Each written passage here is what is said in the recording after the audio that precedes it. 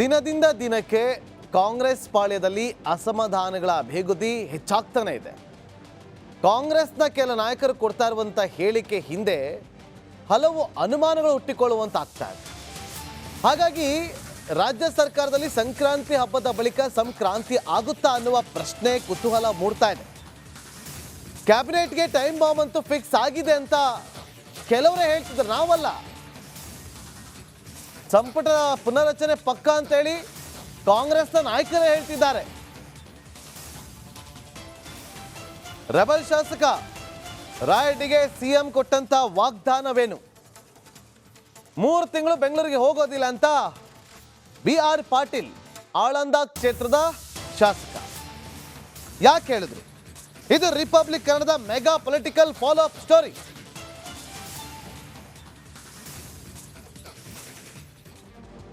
ಒಂದು ಸಂಕ್ರಾಂತಿ ಹಬ್ಬದ ಬಳಿಕ ಸಮ್ ಚೇಂಜಸ್ ಆಗುತ್ತಾ ಅಥವಾ ಲೋಕಸಭಾ ಚುನಾವಣೆ ಬಳಿಕ ಸಮ್ ಚೇಂಜಸ್ ಆಗುತ್ತಾ, ಅದಕ್ಕಿಂತ ಮುಂಚೆ ಆಗುತ್ತಾ ಅನ್ನೋ ಕುತೂಹಲ ಮೂಡ್ತಾ ಇದೆ. ಆದರೆ ಕೆಲ ನಾಯಕರು ಹೇಳ್ತಿದ್ದಾರೆ ನಮಗೆ DCM ಬೇಕು ಅಂತೇಳಿ, ಕೆಲ ನಾಯಕರು ಹೇಳ್ತಿದ್ದಾರೆ ಲೋಕಸಭಾ ಚುನಾವಣೆ ಆದಮೇಲೆ ನಮಗೆ ಭರವಸೆ ಕೊಟ್ಟಿದ್ದಾರೆ, ಮಂತ್ರಿ ಸ್ಥಾನ ಪಕ್ಕಾ ಕೊಡ್ತೀವಿ ಅಂತೇಳಿ.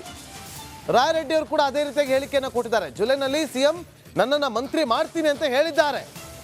ಕೊಪ್ಪಳದಲ್ಲಿ ಅವರು ಮಾತಾಡಿರುವಂಥದ್ದು ಬಸವರಾಜ ರಾಯರೆಡ್ಡಿ ಅವರು, ನಮ್ಮ ಫೈನಾನ್ಸ್ ನೀತಿ ನೋಡಿಕೊಂಡು ಮಂತ್ರಿಯನ್ನ ಮಾಡ್ತಾರೆ ಅಂತೇಳಿ CM ಸಿದ್ದು ಹೇಳಿದ್ದಾರಂತೆ. ಸರ್ಕಾರ ರಚನೆ ಸಮಯದಲ್ಲಿ ಮಂತ್ರಿ ಆಗಿ ಅಂತ ನನಗೆ ಹೇಳಿದ್ರು, ಅರಣ್ಯ ಪರಿಸರ ಮತ್ತು ಯೋಜನಾ ಇಲಾಖೆ ಖಾತೆ ಕೊಡ್ತೀನಿ ಅಂತ ಅಂದಿದ್ರು. ಕೆಲವು ರಾಜಕೀಯ ಬೆಳವಣಿಗೆಯಿಂದ ನನ್ನನ್ನು ಮಂತ್ರಿ ಮಾಡಲಿಕ್ಕೆ ಆಗೋದಿಲ್ಲ ಅಂತ ಅವರೇ ಹೇಳಿಕೆಯನ್ನು ಕೊಟ್ಟಿದ್ದಾರೆ, ಸುಳಿವು ಕೊಟ್ಟಿದ್ದಾರೆ ಸಂಪುಟ ಪುನರ್ರಚನೆಯ ವಿಚಾರವಾಗಿ. ಕೇಳಿ. ಮತ್ತೊಂದು ವಿಚಾರ ಇದೆ, ಅವ್ರು ಏನು ಹೇಳಿದ್ದಾರೆ ಅಂತೇಳಿ ನಿಮಗೆ ತೋರಿಸ್ತೀವಿ ನೋಡಿ. ಕಲಬುರಗಿಯಲ್ಲಿ ಶಾಸಕ BR ಪಾಟೀಲ್ ಅವರು ಕೊಟ್ಟಿರುವಂಥ ಹೇಳಿಕೆ ಒಂದು ಸರ್ಜರಿ ಆಗುತ್ತಾ ಅನ್ನುವ ಪ್ರಶ್ನೆ. ನಾನು CMಗೆ ಯಾವುದೇ ಸಲಹೆಯನ್ನು ನೀಡೋದಿಲ್ಲ, ಅವರು ಈಗ CM ಆಪ್ತ ಸಲಹೆಗಾರರಾಗಿದ್ದಾರೆ. ನಾನು ಯಾವುದೇ ಸಲಹೆ ನೀಡೋದಿಲ್ಲ ಸದ್ಯಕ್ಕೆ, ಕಲಬುರಗಿಯಲ್ಲೇ ಇರ್ತೀನಿ ಮುಂದಿನ 3 ತಿಂಗಳು, ಬೆಂಗಳೂರಿಗೆ ಹೋಗೋದಿಲ್ಲ, ಕಲಬುರಗಿಯಲ್ಲೇ ಇದ್ದುಕೊಂಡು ಲೋಕಸಭಾ ಚುನಾವಣೆಗೆ ಓಡಾಡ್ತೀನಿ ಅಂತೇಳಿ. ಈ ಮಾತಿನ ಹಿಂದಿರುವಂಥ ಮರ್ಮ ಏನು?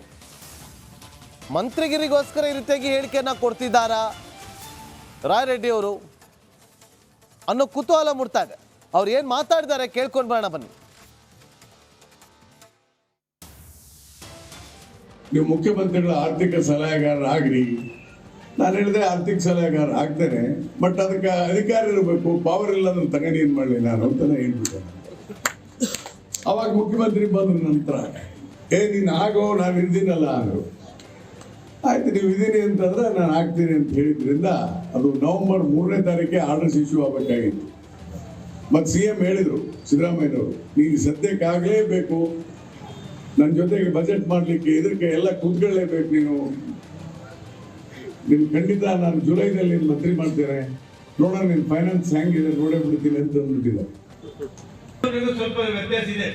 ಇಲ್ಲಿ ಯಾರು ಹೋರಾಟಕ್ಕೆ ಮುಂದೆ ಬರಲ್ಲ. ನಮ್ಮ ಕಾಂಗ್ರೆಸ್ ಅಲ್ಲಿ ಏನಾದ್ರು ಮಾಡಿ ಶಿಫಾರಸಿಂದ ಮಾಡಿರ್ತಾರೆ, ಅದು ಶಿಫಾರಸಿಂದ ಎಲ್ಲ ಮಂತ್ರದಿಂದ ಮಕ್ಕಳಾಗಲ್ಲ, ಹೋರಾಟ ಮಾಡಬೇಕಾಗ್ತದೆ. ದಯಮಾಡಿ ನಾನು ಹೇಳ್ತೀನಿ, ಇವತ್ತು ಅದು ವಿಶೇಷವಾಗಿ ನಾನು 3 ತಿಂಗಳ ಕಾಲ ನಾನು ಸಲಹೆ ಕೊಡ್ಲಿಕ್ಕೆ ಹೋಗಲ್ಲ, ನಾನು ಬೆಂಗಳೂರಿಗೆ ಹೋಗಲ್ಲ. 3 ತಿಂಗಳ ಕಾಲ ನೀವು ಸೇರಿ ಬರುವಂತ ಲೋಕಸಭಾ ಚುನಾವಣೆಯಲ್ಲಿ, ಅದು ಕಲಬುರಗಿಯಲ್ಲಿ ಮತ್ತು ಬೀದರ್ನಲ್ಲಿ, ರಾಯಚೂರಿನಲ್ಲಿ, ನಾವು ಕಲ್ಯಾಣ ಕರ್ನಾಟಕದಲ್ಲಿ, ಅದು ವಿಶೇಷವಾಗಿ AICC ಅಧ್ಯಕ್ಷರಾದ ಸನ್ಮಾನ್ಯ ಶ್ರೀ ಖರ್ಗೆ ಸಾಹೇಬರ ಈ ಭಾಗದಲ್ಲಿ ಅತಿ ಹೆಚ್ಚು ಸ್ಥಾನವನ್ನು ಗೆಲ್ಲೇಬೇಕು ಅನ್ನುವಂಥ ಛಲ ತೊಟ್ಟು ನಾವು ಕೆಲಸ ಮಾಡಿ. ಮತ್ತಷ್ಟು ಮಾಹಿತಿಯನ್ನು ಕೊಡೋದಕ್ಕೆ ನಮ್ಮ ಪೊಲಿಟಿಕಲ್ ರಿಪೋರ್ಟರ್ ಬಸವರಾಜ್ ಲೈವ್ನಲ್ಲಿ ಜಾಯ್ನ್ ಆಗಿದ್ದಾರೆ. ಬಸವರಾಜ್, ಕಾಂಗ್ರೆಸ್ ಪಾಳದಲ್ಲಿ ಏನಾಗ್ತಾ ಇದೆ ಅನ್ನೋದನ್ನ ಊಹೆ ಮಾಡೋದಕ್ಕೂ ಆಗ್ತಾ ಇಲ್ಲ. ಯಾಕೆ ಪ್ರಶ್ನೆ ಕೇಳ್ತಾ ಇದ್ದೀನಿ ಅಂತಂದ್ರೆ, ಯಾಕೆ ಅನುಮಾನಗಳು ಹುಟ್ಟುಕೊಳ್ತಾ ಇದೆ ಅಂತಂದ್ರೆ, ಒಬ್ಬೊಬ್ಬ ನಾಯಕರು ಕೊಡ್ತಾ ಇರುವಂಥ ಹೇಳಿಕೆಗಳ ಹಿಂದೆ ಹಲವು ರಹಸ್ಯಗಳು ಅಡಗಿರೋದು ಗೊತ್ತಾಗ್ತಾ ಇದೆ. ಒಬ್ಬರು ಹೇಳ್ತಾರೆ ಜುಲೈ ತಿಂಗಳಾದ ಬಳಿಕ ನನಗೆ ಮಂತ್ರಿ ಮಾಡ್ತೀನಿ ಅಂತೇಳಿ, ಮತ್ತೊಬ್ರು ಹೇಳ್ತಾರೆ ನಾನು ಬೆಂಗಳೂರಿಗೆ ಹೋಗೋದೇ ಇಲ್ಲ ಮುಂದಿನ 3 ತಿಂಗಳು ಅಂತೇಳಿ, ಮತ್ತೊಬ್ರು ಹೇಳ್ತಾರೆ ಟೈಮ್ ಬಾಂಬ್ ಫಿಕ್ಸ್ ಆಗಿದೆ, ಕ್ಯಾಬಿನೆಟ್ ಎಕ್ಸ್ಟೆಂಡ್ ಆಗೋದು ಪಕ್ಕಾ ಅಂತ ಹೇಳ್ತಿದ್ದಾರೆ. ಏನು ಮಾಹಿತಿ ಕೊಡ್ತೀರಿ ಬಸವರಾಜ್? ಖಂಡಿತ ನಾಗೇಂದ್ರ ಬಾಬು, ಲೋಕಸಭಾ ಚುನಾವಣೆ ಬಳಿಕ ಕ್ಯಾಬಿನೆಟ್ ಎಕ್ಸ್ಟೆಂಡ್ ಆಗುತ್ತೆ ಅಥವಾ ಪುನರ್ರಚನೆ ಆಗುತ್ತೆ ಅನ್ನುವಂಥ ಚರ್ಚೆಗಳು ಈಗಾಗಲೇ ಕಾಂಗ್ರೆಸ್ ಪಕ್ಷದಲ್ಲಿ ನಡೀತಾ ಇದ್ದಾವೆ. ಯಾಕಂದ್ರೆ ಸಾಕಷ್ಟು ಜನ ಆಕಾಂಕ್ಷಿಗಳಿರೋ ಕಾರಣಕ್ಕಾಗಿ ಆಕಾಂಕ್ಷಿಗಳು ಒಂದಷ್ಟು ಈಗಾಗಲೇ ಹೈಕಮಾಂಡ್ ನಾಯಕರ ಮೇಲೆ ಮತ್ತು ರಾಜ್ಯ ನಾಯಕರ ಮೇಲೆ ತೀವ್ರವಾದಂತ ಒತ್ತಡ ಬೆಳವಣಿಗೆಗಳು ಆಗ್ತಾ ಇರ್ತಕ್ಕಂಥದ್ದು. ಆ ಬೆಳವಣಿಗೆಗಳು ಈಗಾಗಲೇ ನಡೀತಾ ಇದಾವೆ. ನೀವು ನೋಡಬಹುದು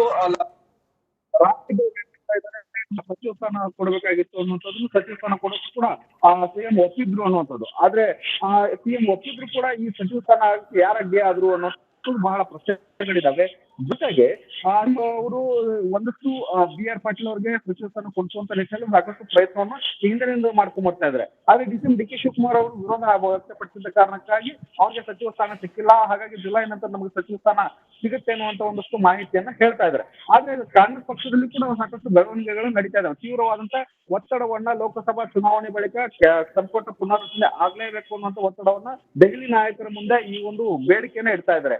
ಹಾಗಾಗಿ ಈಗಾಗಲೇ ಸುರ್ಜೇವಾಲಾ ಅವರು ಕೂಡ ಸಚಿವರನ್ನ ಕರೆದು ಒಂದಷ್ಟು ಟಾಸ್ಕ್ ಕೊಡುವಂತ ಕೆಲಸವನ್ನ ಮಾಡ್ತಾ ಇದ್ದಾರೆ. ನಾವು 28 ಕ್ಷೇತ್ರಗಳಲ್ಲಿ ಕನಿಷ್ಠ 20 ಕ್ಷೇತ್ರಗಳನ್ನಾದ್ರೂ ಗೆಲ್ಲಬೇಕು. ಹಾಗಾಗಿ ನೀವು ಸಚಿವರು ಈ ಒಂದು ಟಾಸ್ಕ್ ಅನ್ನ ತೆಗೆದುಕೊಳ್ಬೇಕು. ನೀವು ಸಚಿವರು ಟಾಸ್ಕ್ ಅನ್ನ ತೆಗೆದುಕೊಳ್ಳುವ ಮೂಲಕ ಗೆಲ್ಲಿಸುವಂತ ಕೆಲಸವನ್ನ ಮಾಡಬೇಕು. ನೀವು ಗೆಲ್ಲುತ್ತಾ ಹೋದ್ರೆ ಮುಂದಿನ ದಿನಗಳಲ್ಲಿ ನಿಮ್ಮ ಸ್ಥಾನಕ್ಕೆ ಒಂದಷ್ಟು ಸಮಸ್ಯೆಗಳಾಗಬಹುದು ಅನ್ನುವಂತ ಒಂದು ಎಚ್ಚರಿಕೆಯನ್ನು ಕೊಡ್ತಾ ಇದ್ದಾರೆ. ಹಾಗಾಗಿ ಮತ್ತೆ ಸಂಪುಟ ಪುನರ್ರಚನೆ ವಿಚಾರ ಕಾಂಗ್ರೆಸ್ ಪಕ್ಷದಲ್ಲಿ ಗರಿಗೆದರ್ತಾ ಇದಾವೆ. ಮತ್ತೆ ಏನಾದ್ರೂ ಸಚಿವರನ್ನ ಒಂದು 7-8 ಜನ ಸಚಿವರನ್ನ ಏನಾದ್ರೂ ಕೈಬಿಟ್ಟಿದ್ದೆ ಆದಲ್ಲಿ ಕಾಂಗ್ರೆಸ್ ಪಕ್ಷಕ್ಕೂ ಕೂಡ ಮತ್ತು ಕಾಂಗ್ರೆಸ್ ಸರ್ಕಾರಕ್ಕೂ ಕೂಡ ಒಂದಷ್ಟು ಡ್ಯಾಮೇಜ್ ಆಗುವಂತ ಕಾರ್ಯಗಳು ಆಗಬಹುದು ಅನ್ನುವಂತ ಒಂದಷ್ಟು ಮಾಹಿತಿಗಳಿದಾವೆ. ಹಾಗಾಗಿ ಯಾವ ರೀತಿಯಾಗಿ ಬ್ಯಾಲೆನ್ಸಿಂಗ್ ಆಗಿ ಒಂದು ಸಂಪುಟ ಪುನರ್ರಚನೆ ಮಾಡ್ತಾರೆ, ಲೋಕಸಭಾ ಚುನಾವಣೆ ಗೆಲ್ಲೋಕೆ ಯಾವೆಲ್ಲ ಸ್ಟ್ರಾಟಜಿ ಮಾಡ್ತಾರೆ, ಆ ನಂತರ ಯಾವ ರೀತಿಯಾದಂತ ಸಂಪುಟ ಪುನರ್ರಚನೆಗೆ ಈ ಒಂದು ರಣತಂತ್ರವನ್ನು ಹೇಳಿದ್ದಾರೆ ಅನ್ನೋಂಥದ್ದು ಬಹಳ ಕಷ್ಟಕರವಾದಂತ ಕೆಲಸ ಕಾಂಗ್ರೆಸ್ ಪಕ್ಷದಲ್ಲೇ ನಡೀತಾ ಇದೆ.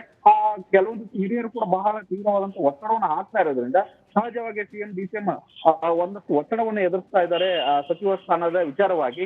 ಇನ್ನು ನಿಗಮ ಮಂಡಳಿ ವಿಚಾರ ಕೂಡ ಕ್ಲಿಯರ್ ಆಗಿಲ್ಲ. ಆದ್ರಿಂದ ಲೋಕಸಭಾ ಚುನಾವಣೆ ಕೂಡ ಸಾಕಷ್ಟು ಟಫ್ ಆಗಿ ಡಿಸಿಎಂಗೆ ಪರಿಣಾಮ ಬೀರ್ತಾ ಇದೆ. Nagendra Babu. Okay, thank you Basavaraj, ನಮ್ಮೆಲ್ಲ ಮಾಹಿತಿಗಾಗಿ.